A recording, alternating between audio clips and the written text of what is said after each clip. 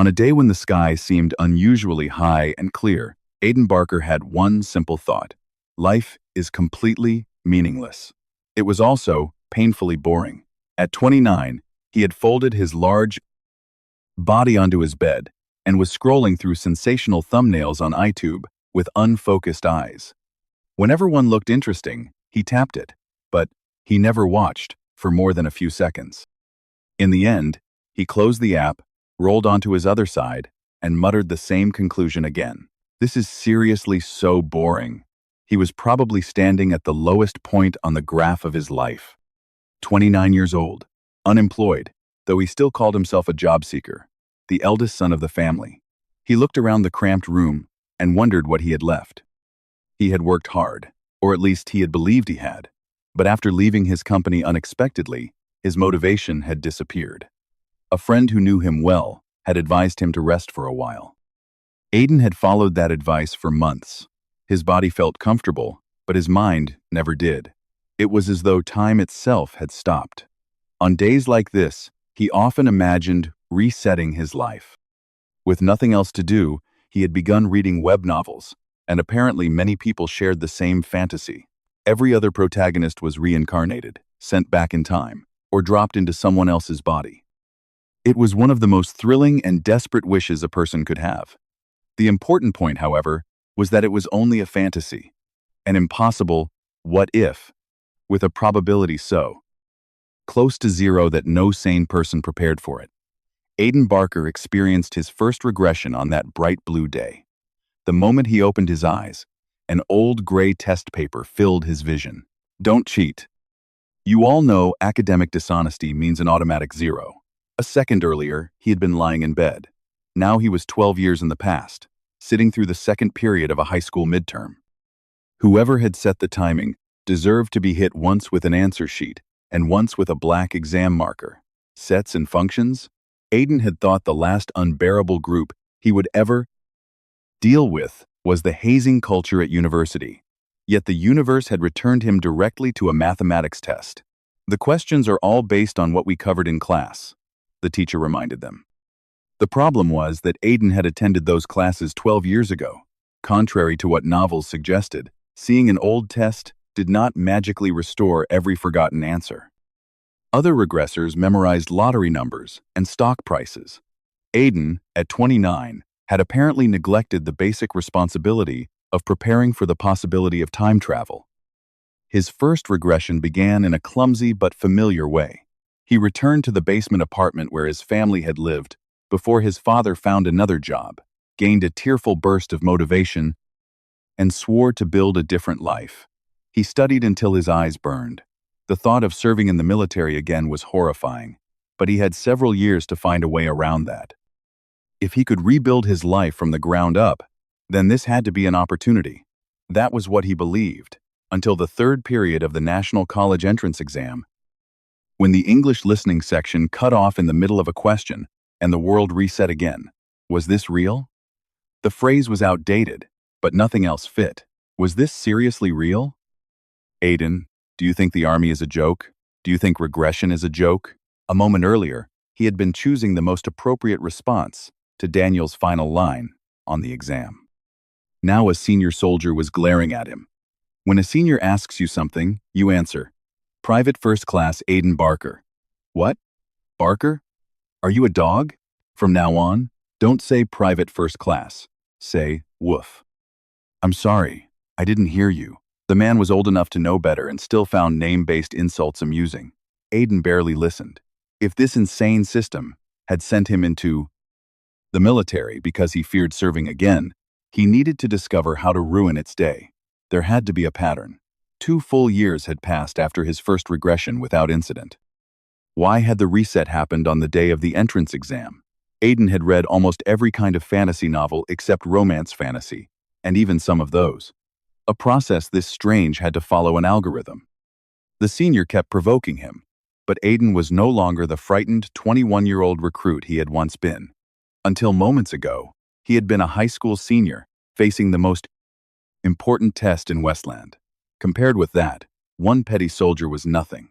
When Aiden gave him no satisfying reaction, the senior lost interest and went to watch a music program. Another soldier excitedly listed the schedule for a girl group's comeback stage, allowing Aiden to estimate the date. Then a cold thought crawled up the back of his neck. What if he regressed again on the day of his discharge?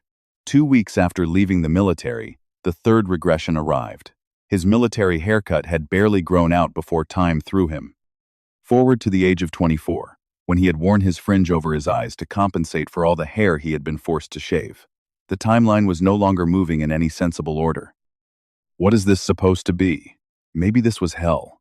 Maybe he had died during his original life and was drifting through a coma. Every theory he had considered since the first regression returned at once. There has to be something. Before he could finish, the fourth regression struck. In that instant, one possibility hit him harder than all the others. He was not the one causing the regressions. The fourth reset placed him in the winter of his 19th year. Fortunately, it was a weekend, and he had time to think. The old basement apartment felt strange at first, but he had grown up there and adjusted quickly. In about 4 years, his mother would become interested in investing. His father would find work again, and the family would finally move into their first apartment. After 4 regressions, Aiden had noticed that some events remained fixed no matter what he did. His younger brother, only a year apart from him, pointed at the computer and ordered him to move. Aiden let the insolence pass because the boy was still cute at this age. Besides, he needed somewhere quiet to organize his thoughts. He went to a nearby cafe with a notebook and wrote down every timeline. Originally, he had been 29, unemployed, depressed, and watching iTube in bed. The first regression lasted from 17 to 19 and ended during the English section of the entrance exam. The second placed him between 21 and 22, back in the army. The third made him 24 and lasted only a week. The fourth was his current life, at 19. After the entrance exam, with retaking the exam already looking inevitable, some events always happened. The timing of the resets showed no clear pattern. The thought of entering the army for a third time destroyed his appetite and filled him with a sudden desire to punch whoever was responsible. After calming himself, he added the most convincing conclusion at the bottom of the page. He was not the true regressor. He had been caught in someone else's timeline. That explained why he had received no guide, no tutorial, and no convenient package of information. Systems usually appeared only to the protagonist. Discovering that he was not the protagonist was less upsetting than realizing he had no idea how to find the person who was. He could not live like this. Every day had become a mixture of anxiety and helplessness, because he never knew when the world would reset. Even memorizing lottery numbers was useless if time rewound before Saturday's drawing or Monday's payout. If necessary, he would question every person in Westland, or every person on Earth, until he found the cause. Then, something answered him. Really? The voice was not quite sound. It resonated through him, and every part of the world except Aiden seemed to stop. Can you stop that, child? Aiden stared into the frozen cafe and wondered whether he had finally lost his mind. In web novels, mysterious beings appeared as marketable fairies or attractive system guides. His life could not even manage that much detail. Still, after repeated entrance exams, repeated military service, and repeated lives, he had very little fear left. The presence asked again whether he could stop that child. At this point, the only thing I can't do is enlist again. The unseen being laughed with open amusement. Good. Then perhaps I should place a bet of my own. Speak clearly. I'll give you a chance as well. A chance to set everything right. A blue light appeared before Aiden's eyes. The interface identified him as Aiden Barker, a fixed regressor. His title and traits were inaccessible because he lacked authority. One unusual condition was active: wandering and drifting mode. A temporary mental care system was also operating to protect him from confusion caused by regression. At last, Aiden punched the empty air in celebration. His fist passed through the unreal window, but the psychological satisfaction was real. The voice told him that the system would help him, although many restrictions remained. Then the resonance vanished. Time began moving again, and Aiden released the breath he had been holding. The mental care notice explained why he had accepted regression and system windows with suspicious calm. It also explained how he had survived repeated exams, enlistments, and resets, without completely breaking down. He returned his empty iced tea cup and ordered an iced chocolate. Sweet things were essential when his thoughts became too tangled. A cafe employee shyly offered him a free cookie and the owner's business card, asking whether he wanted a part-time job. Aiden declined, explaining that he was preparing to retake the entrance exam. A cafe job did not matter when his literal lifetime was at stake. Back at his table, he opened a study book as camouflage and examined the blue interface. Most sections still said he lacked permission to view them. That permission probably belonged to the unknown person, repeatedly resetting the world. So this is supposed to help me, but I can't read anything? You said there would be more. Is this it? As he complained aloud. The screen flashed, as though it had finally finished loading. A cluster of new notices appeared. The system had finished reading the fixed regressor's life, appointed Aiden as mentor to the selected regressor, and registered 2 missions. The basic quest, find the regressor, and the single quest, find the dream you lost. A final prompt asked whether he wished to accept them. There was nothing to consider. Aiden accepted every quest immediately. 3 days later, Aiden sat across from his former high school homeroom teacher, a man he had never expected to see again after the teacher's retirement and immigration overseas. Aiden. Yes, sir. Are you all right? The teacher looked at the blank college counseling form Aiden had submitted and waited for an explanation. Aiden swallowed the truthful answer that his 5th life with an unknown. Selected regressor was making every day deeply worrying and forced a polite smile. I'm sorry. I'm not trying to scold you. I'm concerned. Is preparing to retake the exam becoming too difficult? No, sir. It really isn't that. Then why have you been so quiet lately? Aiden glanced at the invisible source of his headache and chose the safest excuse. I'm definitely coming down with the flu. His teacher, remembering that Aiden was not normally like this, allowed him to leave early. Only after walking outside could Aiden breathe properly. He looked up at a blue sky that reminded him of the day his regressions began, then summoned the mission window in a lifeless voice. The first mission, find the regressor, confirmed his new role as the selected regressor's mentor. He had to locate that person and stop another reset. The reward was summarized with 4 words: young, rich, tall, and handsome. With a reward like that, the assignment became easier to accept. He was already determined to stop the regressions. If he had been forced toward a 3rd enlistment without compensation, he might have seized the true regressor by the collar the moment they met. The second mission was the real problem. Find the dream you lost. Instructed him to untangle the knotted thread by returning to its beginning. Within the remaining 57 days, Aiden had to become an idle trainee. Success would grant access to a clue for tracking the regressor.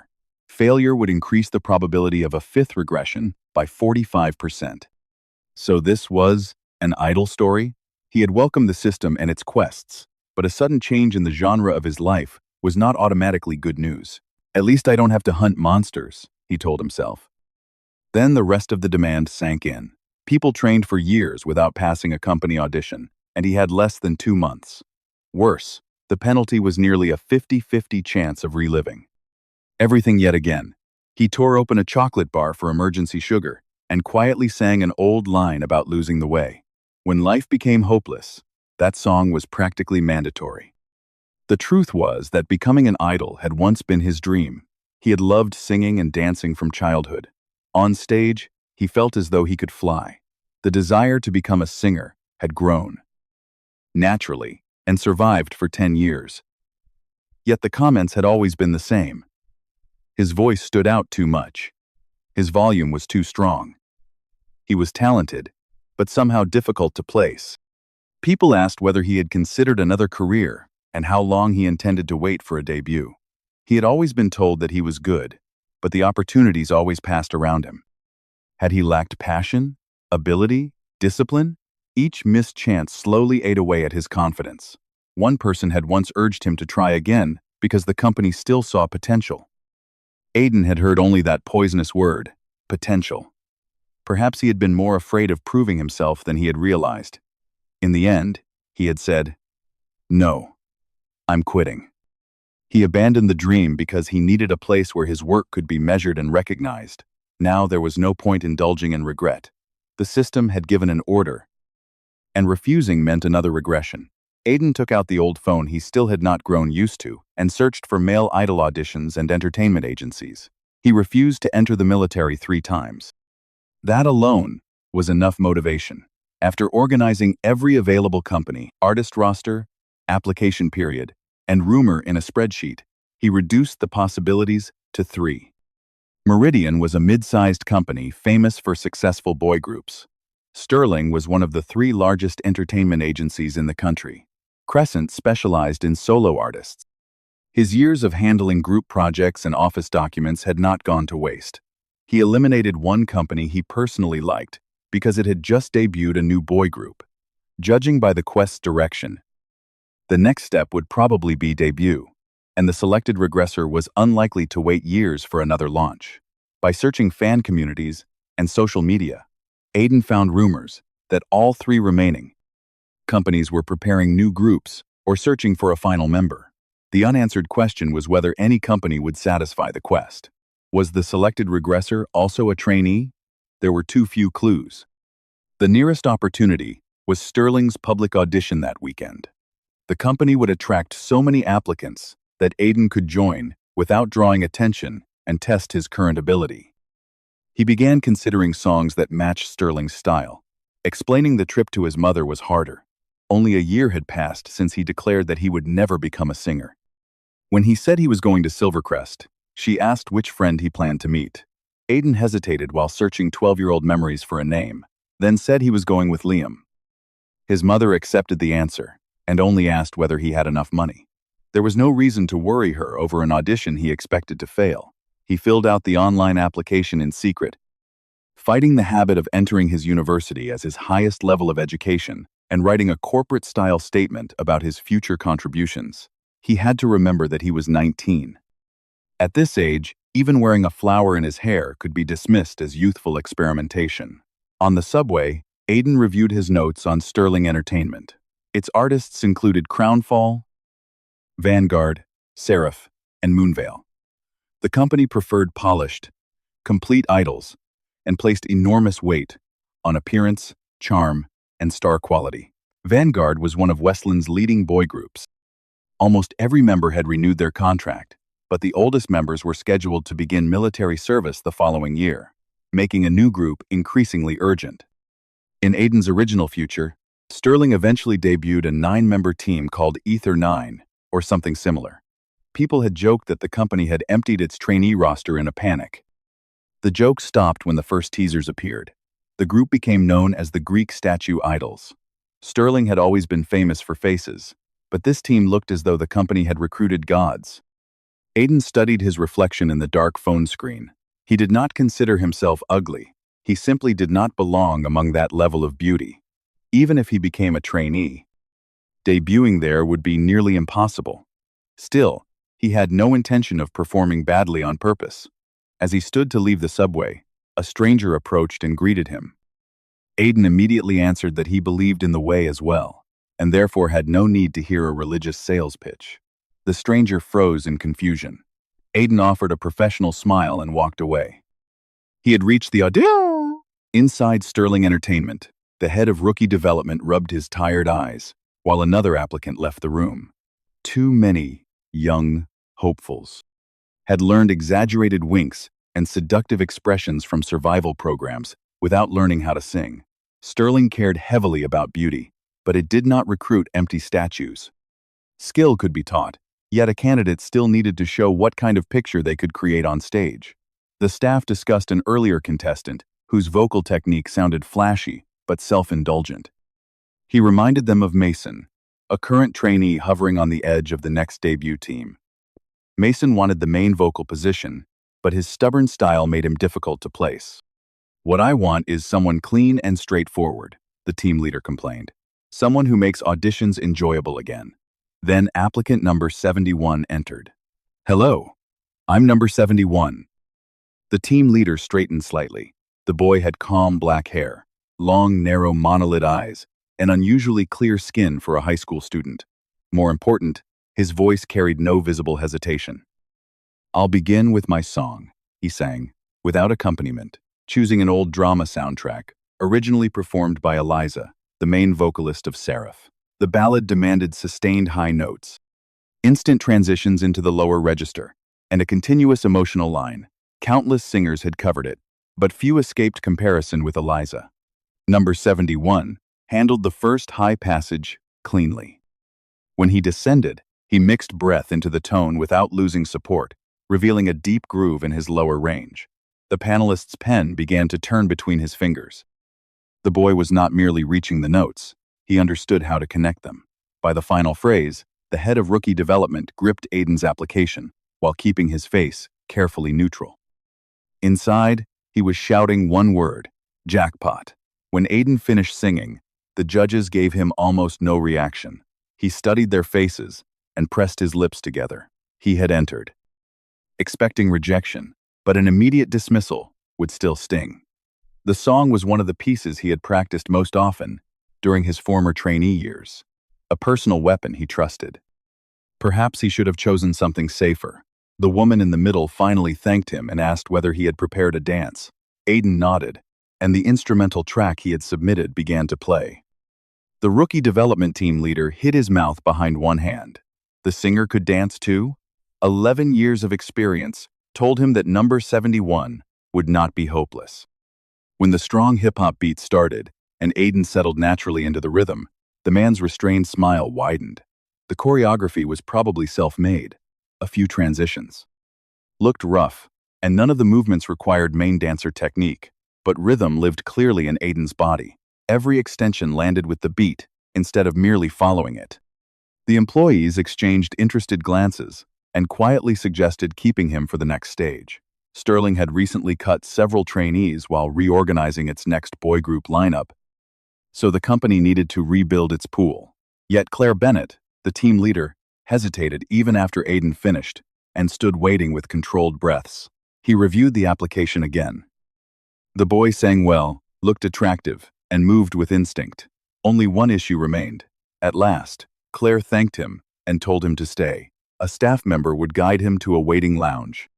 After accepting the instruction politely, he sat in the lounge, staring at a cup of hot cocoa. It had worked. He kept repeating that thought while flexing his hands. He had expected rejection, although a small part of him remembered that reaching this stage had never been the difficult part in his former life. Sterling's white and gold interior strained his eyes. An artificial waterfall poured down one wall as though the company had built a temple instead of an office. Aiden cooled the cocoa and examined framed photographs of Sterling's artists. Every face looked carved. Once, he had wanted to become one of those people. Later, he had wanted to help create stars like them. Sitting beneath their photographs now felt strangely complicated. Then the woman who had clearly held final authority during the audition entered the lounge. Aiden reminded himself that he must not actually become a Sterling trainee, but he still stood and offered a practiced interview smile. She introduced herself as Claire Bennett, head of Sterling's first rookie development team, handed him a business card, and went directly to the point. If you join our company, you may find it difficult to debut. His first impulse was to say that he had never intended to join. Elsewhere, the least experienced judge loudly demanded an explanation. Assistant manager Harper adored Monolith idols and had spent years as a dedicated fan. In her eyes, number 71 was guaranteed to have a market. He could sing, he could dance. Most importantly, he had monolids. She could not understand why Claire had called him difficult to recruit, or why a senior colleague had seemed to expect that conclusion. The senior explained that Aiden had nowhere to go. The next Sterling lineup already had every position filled. Removing Mason, the only member who might overlap with him, would damage both appearance balance and team chemistry. Aiden was also too old to wait for the group after that. From that perspective, the problem became obvious. Sterling could sign him and leave him in the trainee pool, but the company no longer needed to hoard promising children with no realistic path to debut. Letting a talented applicant go somewhere useful was the more decent choice. Assistant manager Harper mourned the timing while eating the cold seaweed rice rolls she had missed at lunch. Her beautiful monolid angel had arrived 3 months too late. Back in the lounge, Claire hurried to clarify that she was not saying Aiden lacked potential. The familiar word irritated a sore place in him, but a more practical question mattered. If Sterling would not debut him, why had she made him wait? Claire admitted that she rarely interfered this much with an applicant. Then she said she knew another company that might suit him. Meridian Entertainment. You've heard of it, right? That was the name Aiden had been waiting for. Meridian was a fast-growing, mid-sized agency founded by a former Sterling manager. Nearly everything it had released during the last 5 years had succeeded. Industry people whispered about a mysterious guardian of Meridian, a producer whose choices seemed incapable of failing. Investors called that person Meridian's golden hand. A producer who suddenly became brilliant and turned every project into a hit sounded suspiciously like someone with knowledge of the future. Aiden needed to learn whether the person simply possessed extraordinary instincts or was connected to the regressions. That was why he had auditioned at Sterling, despite having no debut prospects there. He knew Sterling and Meridian sometimes exchanged or recommended trainees. Even the future center of Sterling's next group had originally trained at Meridian before leaving under disputed circumstances. The question was whether the same route would open for Aiden. Claire explained that Meridian was currently recruiting male trainees and offered to connect him if he was interested. Inside, Aiden's former private soldier self screamed in triumph. Outwardly, he kept his expression calm and mysterious. I should discuss it with my parents first. Claire agreed and told him to contact the number on her card, preferably identifying himself as applicant 71. Aiden thanked her, promised to respond soon, and left the building. Outside, he looked at the card with satisfaction. The process had been far easier than he remembered auditions being in his youth. As he planned how to speak with his parents and prepare for Meridian, confidence rose with every step. The selected regressor could wait. Aiden was coming. From a window above, Claire watched him carefully carry a card that looked tiny in his hand. He reminded her of a well-socialized young wolf. When she mentioned Meridian, an imaginary tail seemed to spin behind him like a propeller. She regretted not patting his head. Or perhaps he was more like a Doberman. She dismissed the ridiculous comparison and went to contact her acquaintance at Meridian before the day ended. Aiden's real obstacle appeared at home. His mother rejected the idea immediately. You'll be 20 soon. 20, Aiden. I can't approve this. In Aiden's imagination, the training center called his name from the distance. His mother reminded him that he had been the one to quit singing and announced that he would focus on studying. She had allowed him to retake the entrance exam because he said he wanted time to find a field he truly cared about. This sudden reversal frightened and confused her. She did not shout. Her calm sincerity left him with no easy argument. I'm against it, she concluded. The revolving door, leading away from a third military service, swung open again, and his mother had somehow become its gatekeeper. In his mind, the cheerful revolving door transformed into exhausted recruits marching around a training field in full gear. Then, the system delivered another blow. An emergency quest appeared. A child's wound became a parent's scar. Aiden had to change his mother's mind and earn her recognition for the dream he had reclaimed. He could hardly tell her the truth. Mother, if your son doesn't become an idol, he may live forever. He had expected his mother's refusal, but expectation did not make it easier. He crouched in the playground outside their home, trying to cool his aching head.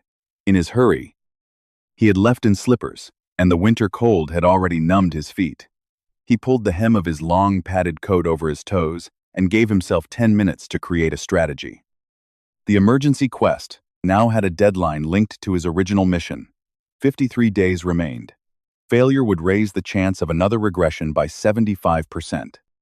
The penalty had grown during the few minutes since it appeared.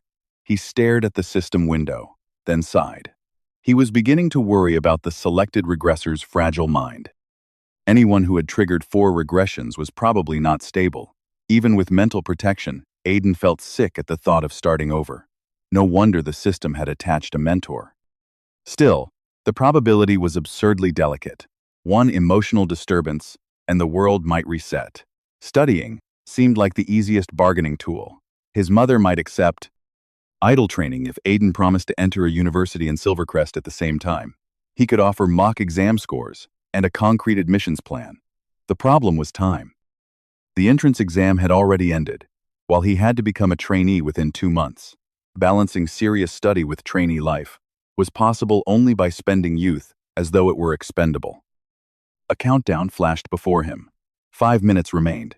He ran through every method he had ever used against his mother. A hunger strike failed immediately because her cooking was too good. Running away meant suffering in the cold. Crying and throwing a tantrum had stopped working when he was 5 and wanted a transforming robot. For a moment, he considered accepting another regression and spending the remaining weeks memorizing 10 years of lottery numbers. A warning reminded him that the mental care effect was not invincible. When he sarcastically told the interface to interfere with everything, it cheerfully confirmed that his request had been received. The system clearly lacked a proper Westland language patch. His 18-year-old brother, Noah, came outside and said their mother wanted him to stop acting like an adolescent drama hero and return for dinner. Aiden protested that every step of his dramatic exit had been sincere. Noah imitated his poor acting and made the scene sound like a ridiculous youth series. Then Noah's tone changed. He asked Aiden to understand their mother because she had been thinking about many things lately. Their father had lost his job. Unlike the rest of his family, he knew the future. Early the next year, his father would join a company where he would settle successfully. Their finances would improve, and the difficult period would become the beginning of something better. That knowledge was why Aiden could wake in the drafty basement instead of the bright future apartment without despairing. His family did not know that future. To them, this winter had no promised ending. Noah wore old hand-me-down clothes and looked close to tears as he admitted wanting a part-time job to help with expenses. Their parents would not allow it. Something tightened inside him. Noah, work hard at what you want to do. Right now, that's how you help mom and dad. His brother said nothing. Forcing warmth back into his frozen legs, he stood. He could not allow his family to remain trapped in this winter because someone else kept resetting the world. He declared that in this life, he would try becoming an idol. Noah asked how he planned to earn their mother's approval. At that exact moment, the countdown reached 0. I have a method, Aiden said. For the next several days, his mother, Evelyn, watched him suspiciously. After dropping the announcement that he wanted to return to idol training, Aiden had eaten 2 bowls of rice, washed the dishes, and behaved as though nothing had happened. Soon, he was doing more and more housework. The family already shared chores, but lately Evelyn barely touched soapy water except while bathing. She knew something was strange, yet comfort kept defeating reason. The truth was that she wanted to tell her son to do everything he wished in his one life. That desire came partly from her own regrets, and partly from resentment toward parents who had never encouraged her to live that way. She had always supported her son's dreams. She had also learned that blind support could drive a child into a dead end. Evelyn still remembered the day Aiden ended 5 years of trainee life. She had told him she believed in him and that he could succeed. He had asked her to stop talking about potential. Sometimes, he confessed, he was frightened of his unremarkable future, and even more frightened of disappointing her. If she trusted him completely, and he still achieved nothing, then failure would belong entirely to him. He wanted to choose something he was already good at, instead of something people said he might someday become good at. That was when Evelyn understood that a parent's unquestioning faith could also become pressure. So when Aiden spoke of becoming an idol again, fear came before joy. The family's finances and his status as an exam student mattered. But the old memory weighed more heavily. She could not bear to watch the son who had once shone break his own wings again. Idol life demanded constant judgment and offered no guaranteed reward. He was not even being offered a debut, only another trainee audition. Noah interrupted her thoughts and awkwardly asked her to come into the main bedroom. Their father was already seated there. Aiden had changed back into his school uniform and stood neatly beside the family computer. 2 chairs had been prepared for his parents. Noah crouched nearby, ready to enjoy the spectacle. "Mother, father," Aiden began formally. His father immediately asked when he had ever addressed them like that. Ignoring the comment, Aiden turned on the monitor. A clean, carefully designed slide filled the small screen. "I will now begin the presentation of Aiden Barker's life plan. Aiden had once become very good at organizing group project materials. He had also poured unreasonable amounts of effort into presentation slides. He began by explaining that any plan required an accurate understanding of his current resources and history. The next slide displayed a SWOT analysis of his strengths, weaknesses, opportunities, and threats. Every font had been selected for his parents' comfort. Each slide contained only the key phrases needed for the speech. He had monopolized the computer under the excuse of taking online classes and created the presentation piece by piece. He had never worked this hard even for a university final. His father whispered to Noah, asking whether schools taught this now. Noah replied that his brother was simply strange. Without losing his rhythm, he continued. He presented the admission statistics of his target universities, compared them with his grades and activities, and explained a realistic early admission strategy based on a meeting with his teacher. By then, Noah was shaking his head in exhausted disbelief. He advanced to the next section. Now I will introduce Meridian Entertainment and explain why I selected the company, along with the vision I intend to pursue there. Their father, already half persuaded, applauded and praised his son's preparation. Noah muttered that Aiden was using a cheat code. Of course, he heard every word. To understand why Aiden trusted a presentation so much, one only had to look at his previous life. He had begun as the memorized script host of a kindergarten performance. Later, a friend bribed him with sweet potato pizza to join a school debate team, and Aiden collected awards by calmly turning every opposing argument back on itself. During his university interview, he had improvised a grand speech about turning his inevitable regrets into wise choices. A professor repeated the answer over drinks for years and regularly told Aiden that, with enough effort, he could negotiate a department store's full price down by half. Throughout university, everyone knew one rule. If a presentation mattered, give it to Aiden Barker. Now his life plan presentation approached its final section. By then, he had exhausted the objective evidence. He had shown his grades, admissions routes, strengths, risks, Meridian's growth, and the practical schedule he intended to follow. His father had never seemed strongly opposed. His mother remained quiet, her expression difficult to read. Only sincerity remained.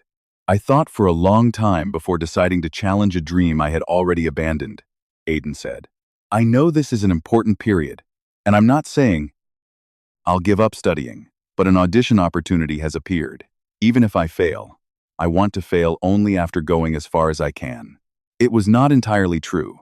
At 29 inside, he was too old to tremble with innocent excitement, simply because a system told him to recover a lost dream.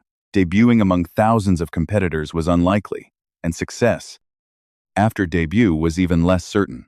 But the audition was the path to stopping regression. Stopping regression was the only way to lead his family out of this endless winter.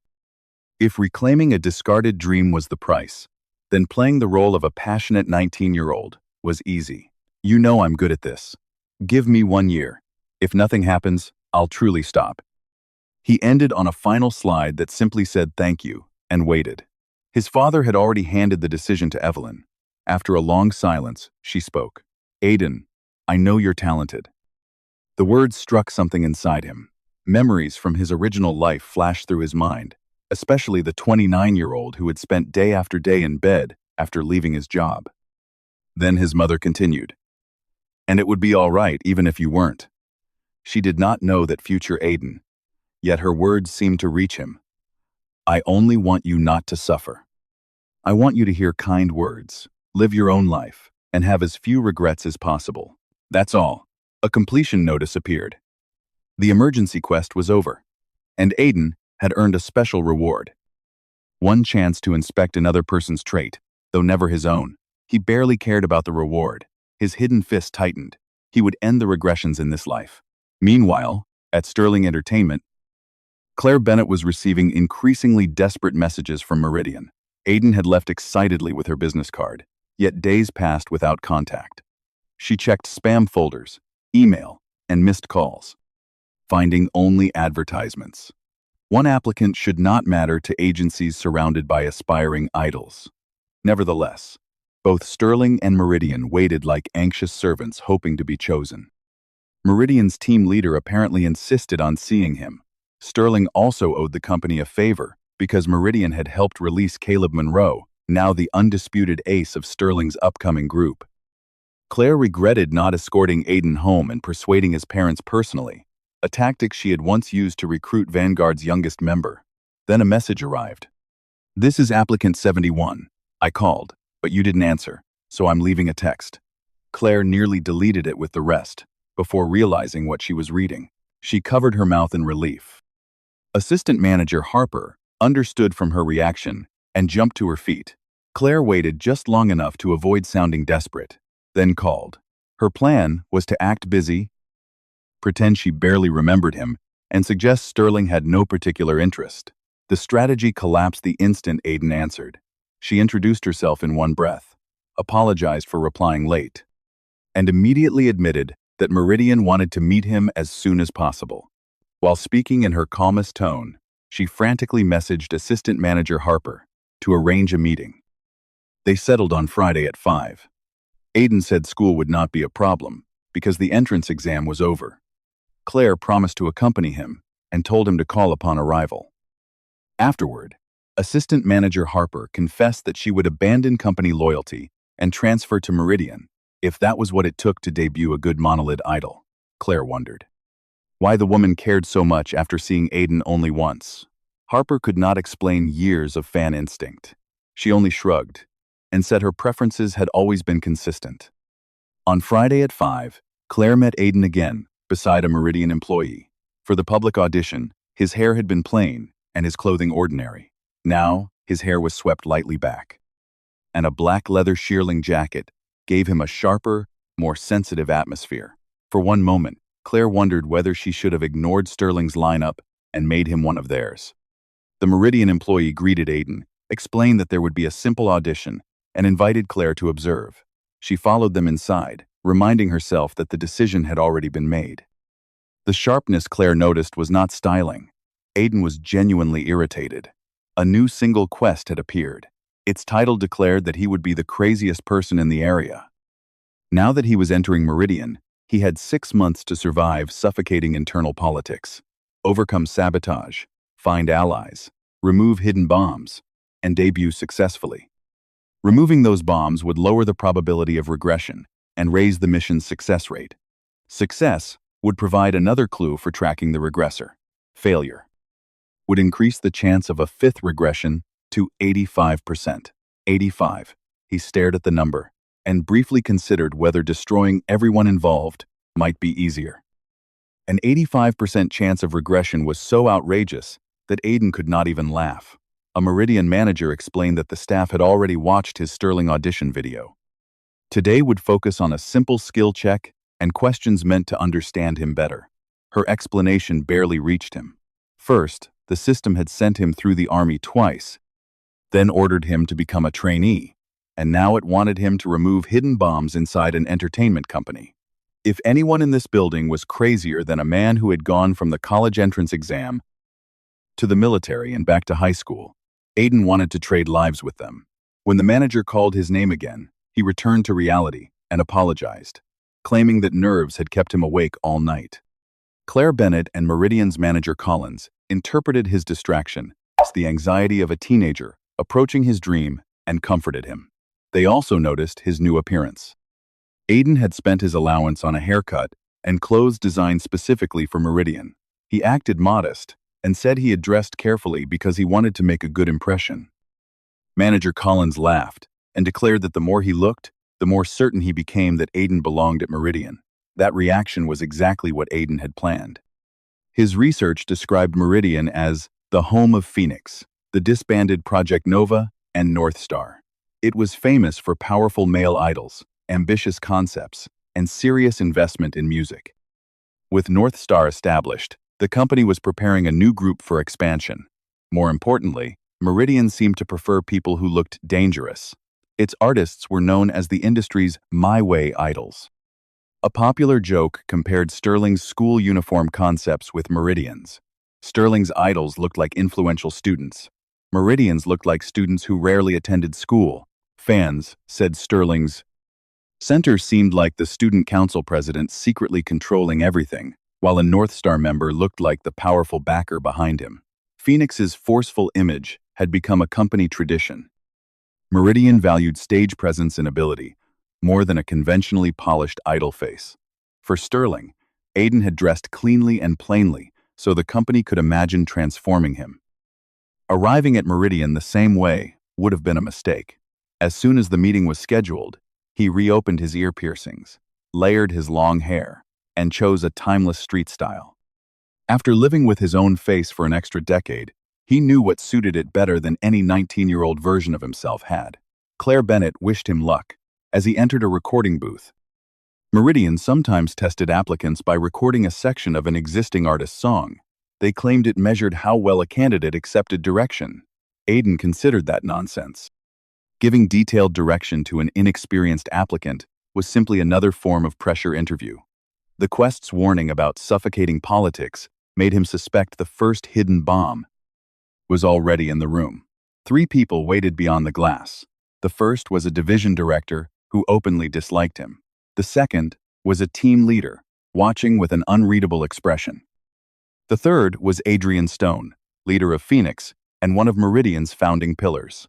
Adrian had held the unruly members of Phoenix together through scandals, military service, and multiple contract renewals.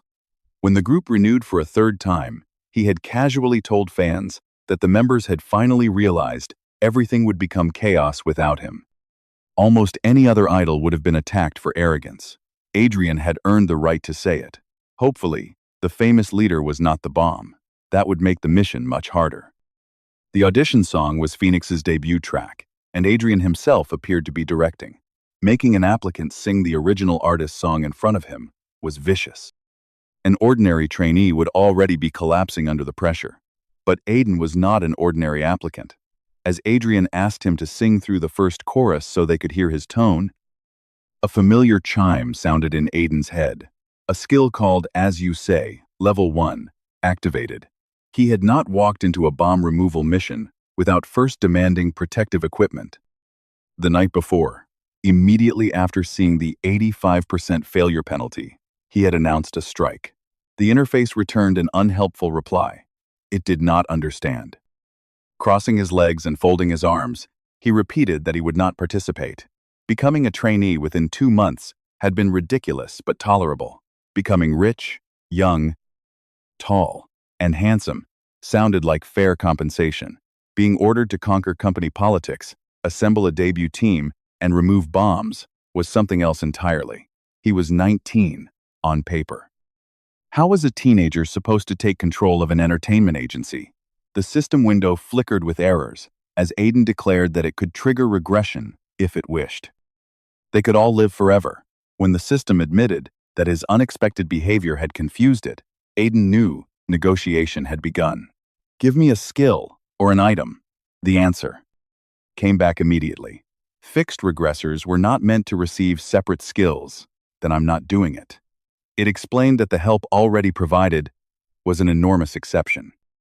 I'm still not doing it. He even wished madness upon the selected regressor. If the Quest wanted the craziest person in the area, the system itself could experience that person first. Aiden's strike lasted 10 minutes. When the system threatened to strike as well, he told it they could all die together. It called him insane. Aiden accepted that as praise.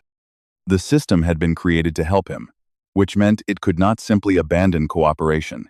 Aiden intended to extract every advantage it could provide. Once it began displaying repeated calculations, he relaxed his posture and shifted from open rebellion to negotiation. He told the system he was not asking for omnipotence.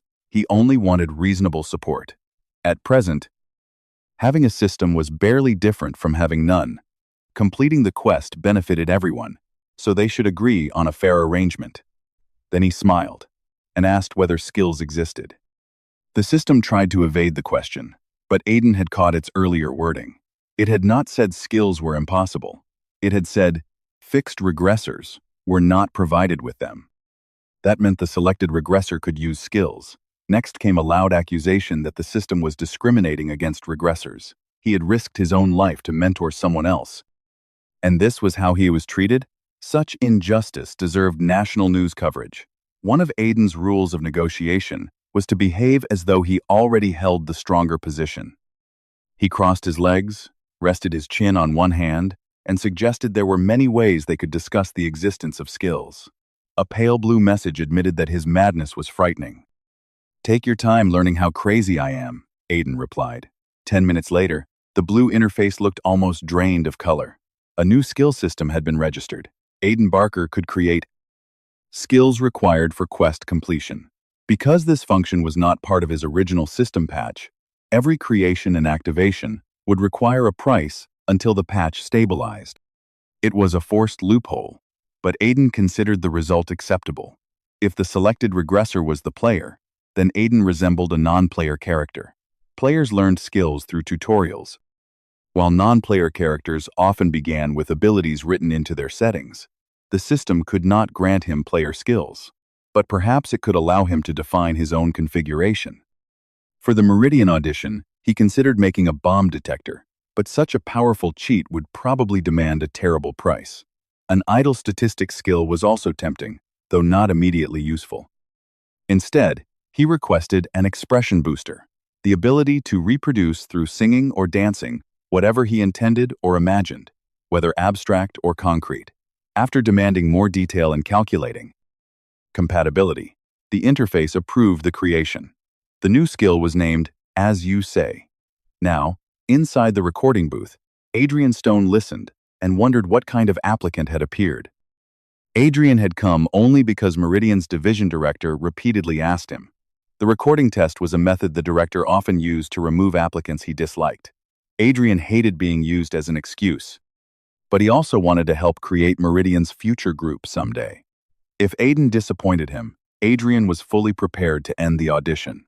Then Aiden sang Phoenix's debut song. Even Phoenix's main vocalist had needed time to understand that track. Aiden was not better than a veteran top idol, of course, but comparing an applicant with a 12-year main vocalist was already absurd. More importantly, Aiden transformed direction into sound almost immediately. Adrian told him to loosen the pronunciation of one English phrase so it would rhyme with the preceding Westland line. Aiden tried again and delivered exactly the requested balance. Intense, but not burdensome. Rhythmic, without losing consonants. His natural tone and range were good, though not uniquely extraordinary. What made him remarkable was how completely he expressed the direction using those materials. The division director watched several takes with a bitter face and eventually left. Once the door closed, Adrian nudged team leader Julian Mercer and congratulated him on winning. Everyone knew the director, and Julian opposed each other. The entire test had clearly been arranged because Aiden was Julian's candidate. Claire Bennett politely pretended she could not hear the discussion. Julian finally asked Adrian for an honest judgment. Adrian replied that Aiden was obviously good. He joked that Phoenix's insecure main vocalist should never see the recording, or he would bury himself in a practice room again. Then his voice turned serious. "Bring him in, young. For the next group, I want to see kids you build, not the director's choices." Julian silenced him, but he was smiling. When he ended the audition, another notification marked As You Say's advancement to level 2. Beneath it came the price. The mental care effect would temporarily weaken. During the break, he drank water and invented insults for Adrian Stone. The man had made him repeat a single pronunciation so many times that the word no longer sounded real. If Phoenix had renewed contracts after enduring that process every album, its members were all insane. For a moment, Aiden considered another company. A warning immediately flashed that further destruction of quests would not be tolerated. Aiden answered that changing companies would be more troublesome anyway, and the interface visibly relaxed. Claire Bennett soon came to say goodbye. Sterling needed her back, and Meridian's manager Collins would probably drive Aiden home. She praised his performance and held out a hand. Mistaking the gesture, he shook her hand. Laughing, she asked him to open his palm instead. She placed a carefully wrapped package there. Someone at Sterling claimed to be Aiden's first fan and had begged her to deliver it.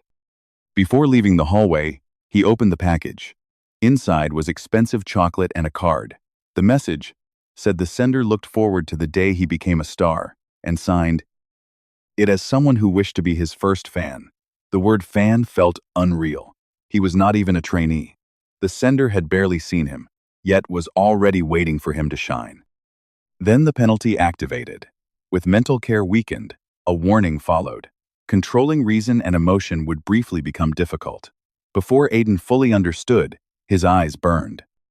He began crying with the emotional sensitivity of a fragile flower, magnified 5,000%. He clutched the chocolate to keep from dropping it and tilted his head back, trying to stop the tears. A voice called his name. Adrian Stone stood at the end of the corridor, staring with wide eyes. "Are you crying?" Of all possible moments, it had to be now. Apparently, his life had become a story built entirely on misunderstandings. Once the division director could no longer criticize Aiden's ability, he attacked his personality. The boy looked too cold, he argued. Pierced ears, swept back hair, no nervous smile. Everything suggested arrogance and a future school violence scandal. Adrian Stone pointed out that the same director had once recruited Phoenix's second member, specifically because he looked like a delinquent. The director insisted there was a difference between possessing rough charm and actually being troublesome. Adrian, who had endured invented rumors involving alcohol, cigarettes, and drugs because of his own image, disliked the logic. Manager Collins also said Aiden had been polite and pleasant while waiting. The director refused to listen. Aiden had answered too calmly, never looked frightened, and barely changed expression. According to him, years in the industry had taught him to recognize someone destined to cause a major incident. Everyone knew he was opposing Aiden because Julian Mercer had brought him, but his position near Meridian's founder made direct confrontation difficult. Julian proposed an interview. The recording test had been the director's method, so Julian deserved a chance to evaluate Aiden his own way. Cornered by the fairness of the request, the director agreed. While Claire Bennett used the moment to leave, Adrian continued provoking him. If Aiden was stubborn, that suited a junior group to Phoenix and North Star. A weak personality would be more concerning. Frustrated, Adrian finally went into the corridor to bring Aiden himself. He admitted that the applicant's absence of visible fear or excitement had been unusual, but judging a person from that alone was absurd. Then he turned the corner and found Aiden crying beneath the pale light from a window. The chocolate and card in Aiden's hands explained everything. Adrian remembered Phoenix's youngest member, reacting exactly the same way to his first fan letter. With his eyes and nose red, Aiden finally looked like an inexperienced 19-year-old. Adrian felt relieved and slightly guilty. He approached, patted Aiden's shoulder, and told him he could cry as long as he needed, because the system penalty had not ended. Aiden cried even harder. Trainees and employees passing through the corridor saw Adrian holding him. Manager Collins, Julian, and even the division director came out and witnessed the scene. Aiden remained there until the emotional surge finally faded. By evening, a new rumor spread through Meridian. Adrian Stone had personally captured another trainee. Afterward, he sat in the meeting room, exhausted and humiliated. Adrian watched him with the fond expression of someone looking at a youngest brother. A standard trainee contract lay on the table. The staff explained that Aiden could take it home, consult a lawyer, and discuss it with his parents. Training costs would only be settled if he debuted, and a dormitory was available if commuting became difficult. Classes would be adjusted after a level test. The conditions were better than Aiden expected. Signing would make him a trainee at last. For someone else, that might be the beginning of a dream. For Aiden, it meant reaching again for a dream he had once abandoned, while carrying the weight of mandatory success. Then he interrupted Manager Collins. "I'm sorry, but I don't think I can do this." The entire room froze. Aiden said he needed more time to think, and apologized. A new line appeared in the corner of his vision. The system had given up trying to understand him. He silently reminded it that the quest had ordered him to become the craziest person in the area. Aiden had decided to reject the contract the moment Adrian approached him in the corridor and murmured, "How could anyone say that about a kid like this?" Even while crying. Aiden's mind had remained clear enough to hear it. Someone in the meeting room had opposed him. The interview delay proved that the panel had been discussing a problem. Adrian's approval was obvious. Manager Collins also wanted him. The hostile director was the most likely enemy, but team leader Julian Mercer's unreadable attention was equally suspicious. Aiden refused for two reasons: to identify his enemy and to force someone into becoming a definite ally. Manager Collins and Adrian had both tried desperately to persuade him, which was already useful information. Adrian even gave him his manager's business card and asked him to call if he changed his mind. That card was insurance. If no one responded to Aiden's bait, he could contact Adrian and accept later. For now, he only needed to wait. Anyone who came after him would be someone who considered him valuable enough to protect. Such a person could become an internal source, and perhaps remove the people standing against him. The remaining time flashed before him. Only 39 days were left on the trainee quest. Aiden replied that he had prepared a backup. 3 days after he walked away from Meridian, someone found him near his home. Unfortunately, it was the person he considered most suspicious. Aiden Barker? The man introduced himself. Hello, I'm Julian Mercer. Julian Mercer admitted that he had practically camped at the convenience store near Aiden's home, waiting for him to appear. Aiden pointed out that he could simply have called. Julian's expression briefly suggested that the idea had never occurred to him. Julian explained why he had come. He sincerely wanted Aiden to debut through Meridian and considered it a waste to give up on him. The bait had been taken, but Aiden did not pull the line immediately. He asked whether Julian truly meant it, wearing his most cautious expression. Julian assured him that Adrian Stone and the employees who had watched his audition agreed. Aiden had real potential and suited Meridian's image. Noticeably absent from the list was the division director. Then, Julian asked Aiden to trust Meridian, and especially him. Once, Aiden might have been moved by promises to follow one person toward a bright future.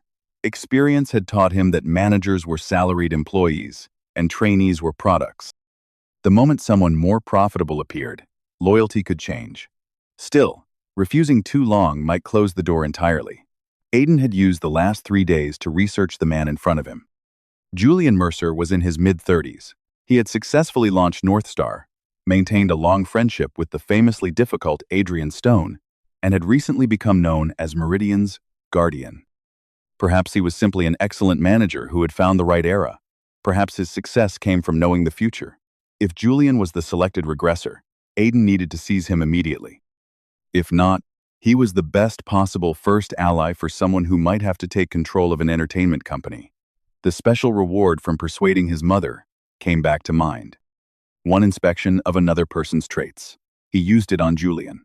The result identified Julian Mercer as an awakened person. His titles included Burning Passion and The Deepest Shadow. His trait was Star Maker. He could instinctively recognize the quality needed to become a star with a 77% success rate, and different levels of talent appeared to him as colored auras. More importantly, Julian had been affected by a previous timeline after contact with the selected regressor. The effect appeared as déjà vu, Aiden exclaimed aloud before covering his reaction with an excuse. About the surprising contract terms. Now, every confident promise from Julian sounded suspicious. The man had actually met the true regressor. At that point, he decided to take a risk. What color am I? Julian stopped mid-sentence. He pressed further, asking what color Adrian Stone had been, and whether someone of Adrian's level ranked highly. Julian turned pale. To reassure him, Aiden offered over a chocolate bar and calmly explained that he could see status windows. You think I sound insane, don't you? Then let me ask properly. Do I have the face of someone destined to become an idol? Julian kneaded the chocolate until it nearly melted before answering. He did not know when his ability began. He only knew that chance meetings repeatedly led him to people who later became stars. The redder an aura appeared, the greater the potential. He confirmed the pattern after seeing an unknown supporting actor surrounded by red light and watching that actor become famous months later. Before scandals or crises, an aura could darken or disappear. The ability had made him Meridian's guardian. It was also why he had approached Aiden on the subway, before the Sterling audition. Only then did Aiden remember the stranger he had dismissed as a religious recruiter. Julian had been too stunned by the accusation to follow. When Sterling contacted him about the same boy later, Julian had shouted that it must be fate. He returned to the question of his own color. Julian said it was white, an intensely bright white he had never seen before. That made no sense to Aiden. Talent was supposed to appear red or blue. Julian admitted he did not understand it, but a visible aura always meant something. With Aiden, the urge to recruit him had been overwhelming. The answer did not solve the mystery, but it confirmed Julian's value. In return, Aiden revealed part of his own secret. He could see a system interface and was completing quests. Becoming a Meridian trainee was one of them. If he failed the missions, the penalties were severe. He also needed to find someone and ultimately debut. Julian accepted the impossible.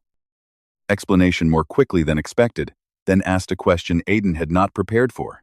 Do you want to become an idol only because of the quest? Aiden asked why that mattered. To me, it matters very much, Julian replied. If I'm going to gamble on an aura I've never seen, I need to know what kind of card I'm holding. He also had his own reasons for needing Aiden to debut. Connected to Meridian's internal conflict.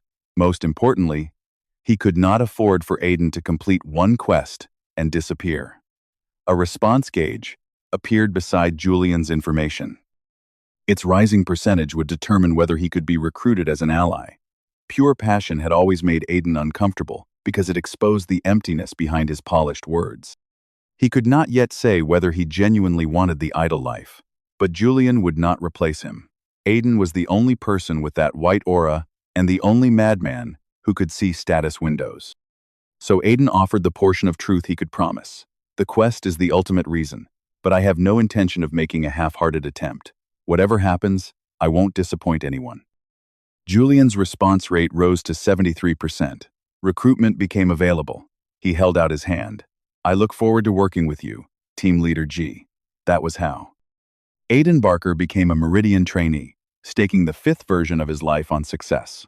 With the first single quest complete, Aiden received a clue for tracking the regressor. Several days passed while the contract and family arrangements were completed. A new year began, making Aiden 20. His father also received an offer for a one-year temporary position. When his father worried that having a temporary employee for a parent might embarrass him, Aiden asked whether his father felt ashamed of a son retaking the entrance exam and living half unemployed. His father answered that no one could be ashamed of such a fine son. I feel the same, Aiden said, holding his hand. The following week, Aiden reported to Meridian for his first day.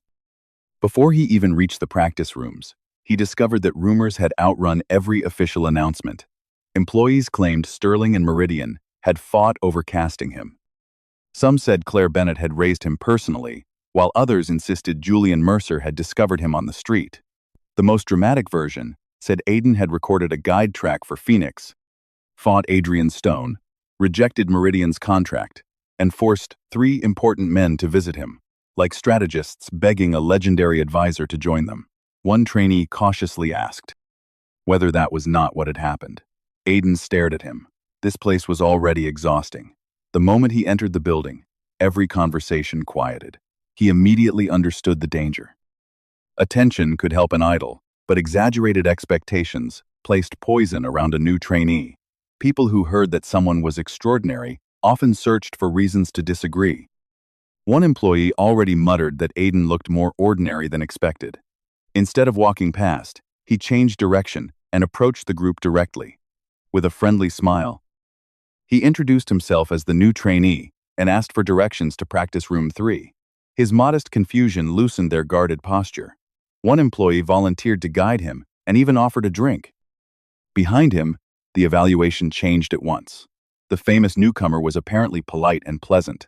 600 units of system currency appeared, converted from the group's curiosity and favor.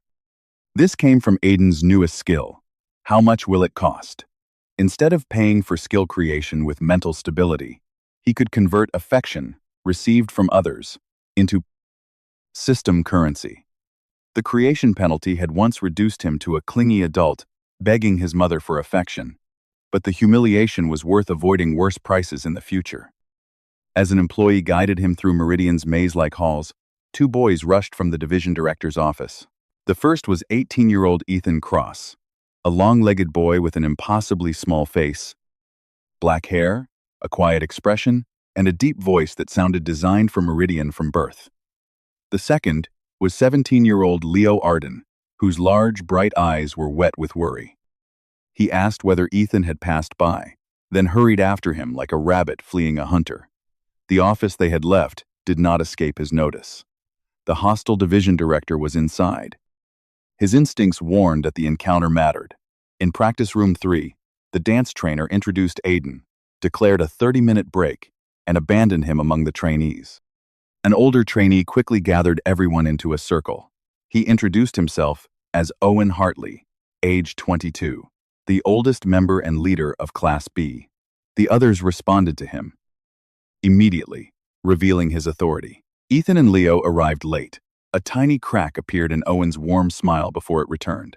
He welcomed them, then gently reminded them that punctuality mattered in group life and that they should not inconvenience others. The room became cold. Every gaze turned toward the younger boys as they apologized repeatedly. The message was clear. Owen controlled the atmosphere without raising his voice. Introductions continued. Ethan stated his name and age in that remarkable low register. Aiden studied his face, searching his future memories, but did not recognize him. Someone that striking had apparently never debuted in the timeline, Aiden knew. Ethan noticed the stare and glared. Aiden answered with his most professional smile, until the younger boy looked away first. Then Leo Arden introduced himself. Aiden said he remembered the unusual name from their earlier meeting in the corridor. Leo visibly flinched. When Owen asked where they had met, Leo looked toward Aiden with obvious fear. The reaction confirmed Aiden's suspicion. Leo Arden was hiding something. When Owen Hartley asked how Aiden and Leo already knew each other, his casual tone carried enough suspicion to turn every eye toward them. Before Leo could panic, Aiden intervened. He said they had met near a restroom, and that he had asked an employee about Leo because the younger boy was unusually handsome. The explanation restored the room's surface calm, though Aiden could still feel something sharp moving beneath it. When the group scattered, Leo tried to escape. Aiden stopped him and pretended not to remember where the restroom was. There had been no restroom near their earlier meeting. Leo gave directions anyway. Aiden deliberately repeated them incorrectly and acted lost until Leo volunteered to guide him. The moment they left the room, Aiden turned the correct way without hesitation. Leo's eyes widened, but he followed. One way or another, he intended to determine whether the boy was a bomb or a lifeline. Back in the practice room, Owen called Ethan over. He said he worried that his earlier correction had sounded harsh and assured the younger trainee that he meant no harm. Then, loudly enough for everyone to hear, he reminded Ethan that one person's behavior could disrupt the entire group. Ethan apologized. Owen remained beside him and began supervising. His stretching, correcting every movement. Ethan kept glancing toward the door through which Leo and Aiden had left. Inside, he swallowed one thought. He could not breathe. Leo, meanwhile, expected an awkward conversation with the frightening new trainee. Instead, Aiden asked ordinary questions, so naturally that Leo found himself reporting half his life. He lived in the dormitory, his parents were overseas, his grandmother remained in his hometown, and sometimes he wanted nothing more than to eat a huge serving of her braised ribs. In the short walk, Leo agreed to speak casually, call Aiden Hyung, and trust him more quickly than he had trusted Ethan after a month. Every thought seemed to pass openly across Leo's face. He gently said he understood that Leo did not want anyone to mention what had happened outside the director's office. He promised to behave as though he had seen nothing. Leo thanked him and admitted that crying had been embarrassing. He replied that tears were nothing to be ashamed of and mentioned that he had cried often at his previous company. That small confession lowered Leo's guard further. Before returning, Aiden offered one final hook. If something happens that's hard to discuss inside, ask me to go to the vending machine. I'll buy you a drink. He explained that Leo reminded him of his younger brother. Noah, safely at home playing games, would never know he had been used as emotional evidence. Leo stared at Aiden and said he seemed like a real adult. Considering Aiden had lived more than 29 years, that was technically correct. 2 weeks passed. Meridian trainees studied singing, dance, rap, acting, and fitness. Aiden placed high in vocals and rap, medium in dance and fitness, and low in acting. He suspected the mental care system dulled some emotional responses, making acting harder. Dance frustrated him most. He was too skilled for basic lessons but not polished enough for advanced choreography. The familiar label of somewhere in the middle awakened his stubbornness.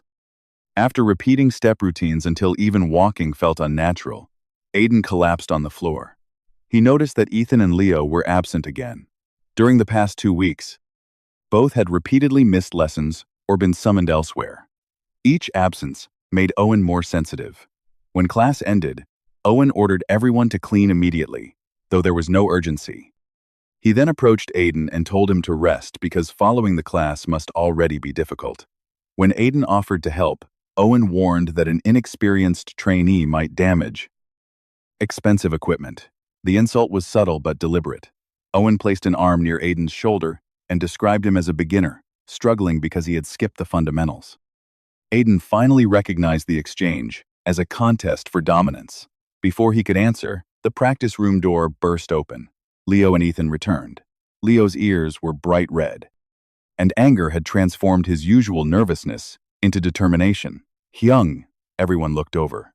Aiden asked whether Leo meant him. Leo nodded, gathered his courage, and said the agreed code phrase.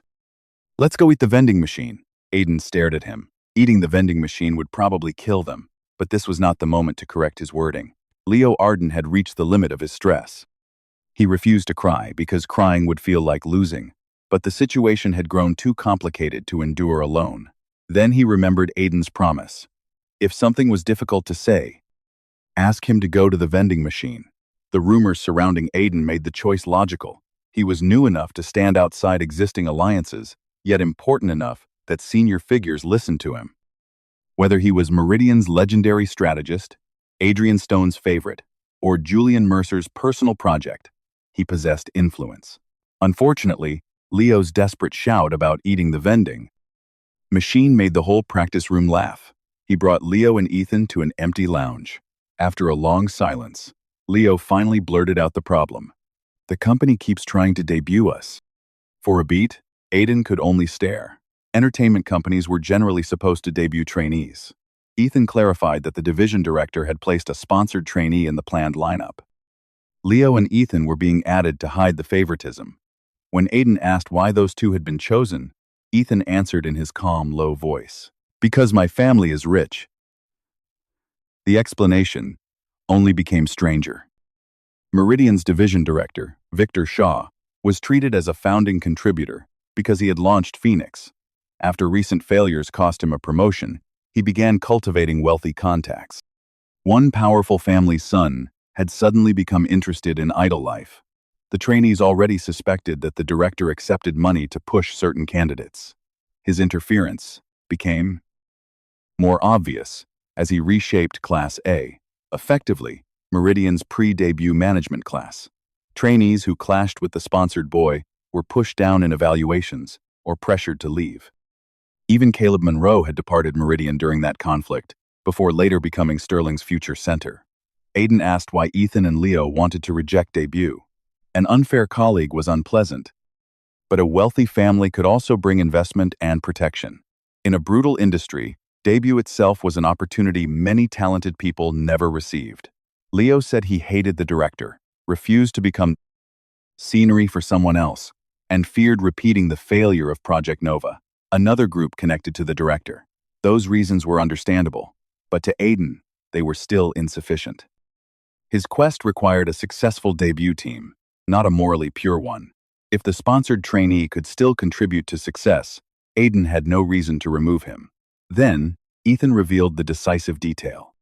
The director intended to use Ethan's wealth to absorb the parachute accusation.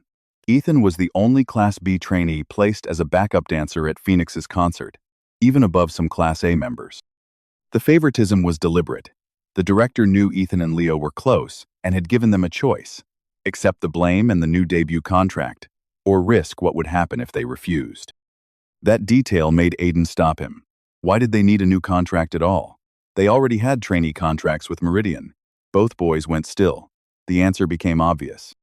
Victor Shaw was not merely manipulating Meridian's lineup. He was trying to divert trainees and investors into a separate project under his own control. His instincts rang louder than any skill. This was one of the hidden bombs. When Ethan asked whether Aiden could help, the exhaustion on his face no longer looked like calmness. It was the resignation of an 18-year-old forced to tolerate injustice because he had no power. For an instant, Aiden saw his own former helplessness there. Accepted, he said. Now, he only had to decide how to destroy the bomb. They agreed not to discuss the scheme further inside the company.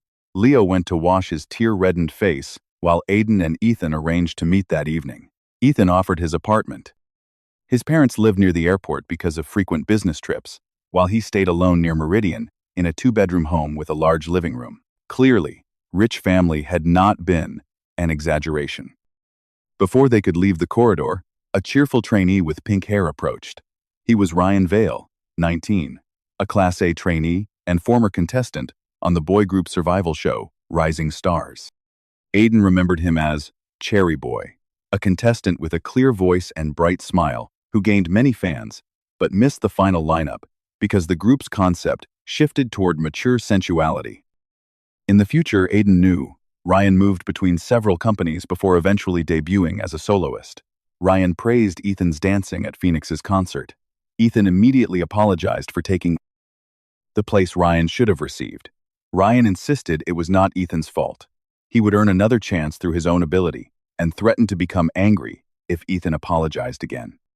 His smile remained warm, but Ethan's face tightened until Ryan escaped before the conversation became more painful. Then, Ethan began to cry. Leo told him not to cry, and started crying too. A moment later, Aiden found himself holding both boys, wondering how Meridian had mistaken such soft-hearted children for dangerous faces. The fault belonged to the director, not them. That night, they reached Ethan's new luxury villa.